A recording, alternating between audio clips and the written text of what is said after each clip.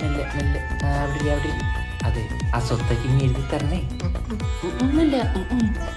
മാറ്റിച്ചായോ എന്നാ ഉണ്ട്? ഭയങ്കര സുഖം. വൈകിട്ട് ഇനി നീന്താനൂടെ പോണോ? മാറ്റിച്ചായ, കണക്ക് പ്രകാരം ഈ വീടും വസ്തുവും 2 ഏക്കർ സ്ഥലവും പിന്നാസ പരിധിയിൽ തൊട്ടും ആർക്കാ? എന്റെ വക്കീൽ ഇങ്ങനെ വാർന്ന് നിങ്ങൾ സ്ഥലം വീതം വെക്കാന്നും വിചാരിക്കണ്ട. ഇങ്ങനെ ആകെ വാർക്കുന്നത് ചായേ വടയും പഴംപൊരി ഇങ്ങനെ പോയാൽ ഞാൻ ഇങ്ങനെ റെയിൽവേ സ്റ്റേഷനിൽ കൊണ്ടിരിക്കും. 10 കാശുണ്ടാകും.